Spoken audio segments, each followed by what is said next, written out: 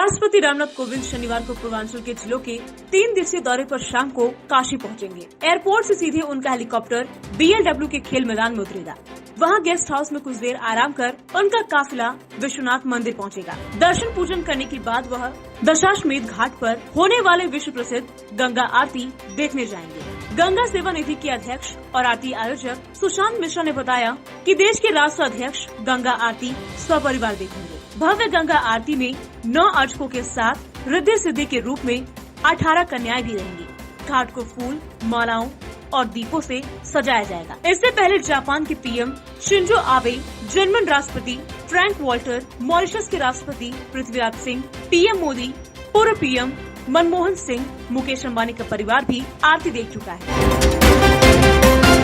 उत्तर प्रदेश के पूर्व सीएम और समाजवादी पार्टी के मुखिया अखिलेश यादव ने साल भर से जेल में बंद सांसद आजम खान के समर्थन में रामपुर में साइकिल यात्रा निकाली। 11 किलोमीटर लंबी साइकिल यात्रा से पहले जनसभा को भी संबोधित किया। इस दौरान उन्होंने गुरुवार को अपने ऊपर हुए हमले का जिक्र करते हुए कहा कि भाजपा सरकार के इशारों पर मुरादाबाद में उनके ऊपर हमला किया गया है। जनसभा में पूर्व सीएम ने कहा कि देश में पहले किसी सांसद पर इतने मुकदमे एक साथ दर्ज नहीं हुए जितने आजम खान के खिलाफ हुए हैं। उन्हें इसलिए फंसाया गया क्योंकि उन्होंने बच्चों का भविष्य संवारने के लिए यूनिवर्सिटी की स्थापना कराई, लेकिन अब इस सरकार के ज्यादा दिन नहीं बचे हैं।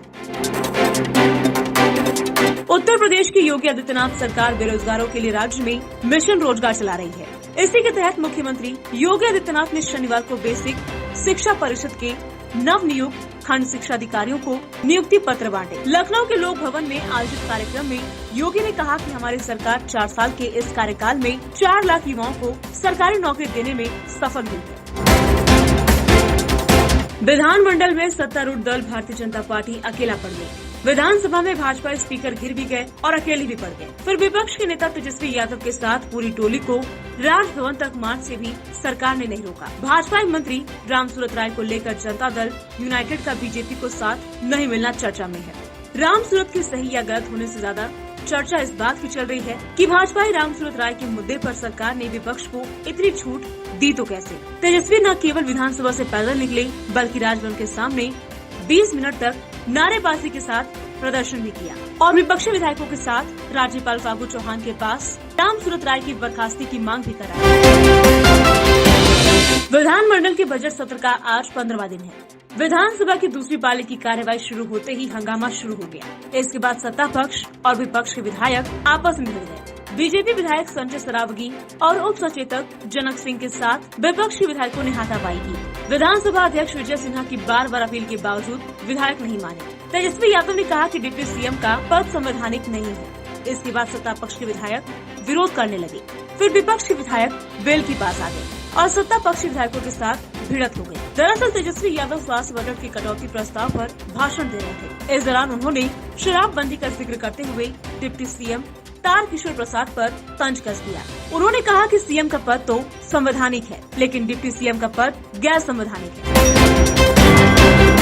बिहार विधानसभा की आज की कार्यवाही शुरू होते ही फिर से आरजेडी ने फिर से मंत्री रामसूरत राय को घेर लिया। नेता प्रतिपक्ष तेजस्वी यादव ने प्रश्नकाल शुरू होते ही मंत्री रामसूरत राय का मुद्दा उठाया और सरकार से जवाब मांगा। तेजस्वी ने दोनों हाथ में मंत्री की तस्वीर दिखाते हुए कहा कि जिस स्कूल में शराब की बरामदगी हुई है उससे मंत्री सीधे जुड़े हुए हैं। स्कूल उन्हीं का है और शराब मामले में मंत्री और उनके भाई सीधे जुड़े हुए हैं। तेजस्वी ने कहा कि मंत्री जो बातें कह रहे हैं वो पूरी तरह से झूठ है। इस पर आसन संज्ञान ले और सदन में सरकार से जवाब दिलाएं। विस अध्यक्ष विजय कुमार सिन्हा ने कहा कि इस पर विचार होगा। आप प्रश्नकाल सुचारू रूप से चलने दीजिए। इसके बाद तेजस्वी अपनी सीट पर बैठ गए और फिर से प्रश्नकाल शुरू हुआ। देश के कई राज्यों में कोरोना के बढ़ते मामलों ने सरकार की चिंता बढ़ा दी है। महाराष्ट्र में हालात बेकाबू होते नजर आ रहे हैं। यहाँ शुक्रवार को 15,817 नए मामले सामने आए। ये आंकड़ा पिछले 6 महीने में सबसे अधिक है। इससे पहले पिछले साल 1 अक्टूबर को 16,476 मामले सामने आए थे। वहीं मध्य प्रदेश में भी कोरोना के बढ़ते मामलों को देखते हुए रविवार या सोमवार से भोपाल और इंदौर में नाइट कर्फ्यू लगाया जा सकता है। मुख्यमंत्री शिवराज सिंह चौहान ने शुक्रवार को मीटिंग के दौरान ये बात कही। देश में कोरोना के नए संक्रमितों की संख्या हर दिन बढ़ती जा रही है। शुक्रवार को 24,845 नए संक्रमित मिले, 19,972 ठीक हुए और 140 लोगों की मौत हो गई। इस तरह एक्टिव केस यानी इलाज करा रहे मरीजों की संख्या 4,730 की बढ़ोतरी हुई। सबसे अधिक केस महाराष्ट्र में आए, इसके बाद केरल, पंजाब, गुजरात और मध्य प्रदेश में। 2-3 दिन से अरविंद केजरीवाल और उनकी टीम के लोग लगातार राम नाम को लेकर बातें कर रहे हैं। वो कह रहे हैं कि श्री राम मंदिर बनने के बाद बुजुर्गों को लेकर जाएंगे। ये अच्छी बात है, लेकिन श्री राम को तब याद करना जब यूपी, उत्तराखंड और गुजरात में विधानसभा चुनाव हो रहे हैं। तो राम मंदिर की जगह अस्पताल और विश्वविद्यालय बनाने की मांग करने वालों का राम मंदिर की बात करें तो यह उनकी राजनीतिक मंशा को दिखाती है। प्रदेश भाजपा के वरिष्ठ प्रवक्ता हरीश खुराना और प्रदेश उपाध्यक्ष प्रेम सचदेवा ने प्रेस वार्ता कर राम मंदिर को लेकर दिल्ली के मुख्यमंत्री अरविंद केजरीवाल और उप मुख्यमंत्री मनीष सिसोदिया का वीडियो दिखाया, जिसमें केजरीवाल अयोध्या में यह कहते दिख रहे हैं कि अयोध्या में श्री राम मंदिर नहीं बनना चाहिए। मनसुख हिरेन की हत्या मामले में फंसे मुंबई पुलिस के एनकाउंटर स्पेशलिस्ट सचिन वजह ने व्हाट्सएप ऐप पर बेहद इमोशनल मैसेज लिखा है। वजह ने लिखा, इतिहास एक बार फिर से दोहराया जाएगा। मेरे सहयोगी अधिकारी मुझे गलत तरीके से फंसाने में जुटे हुए हैं। हालांकि पहले की अपेक्षा इस बार हालात अलग है। तब मेरे पास 17 साल की आशा थी, संयम, जिंदगी और नौकरी भी थी, लेकिन अब मेरे पास ना तो 17 साल की जिंदगी है और ना ही नौकरी और धीरज। मुझे लगता है कि दुनिया से दूर जाने का वक्त पास आ गया है।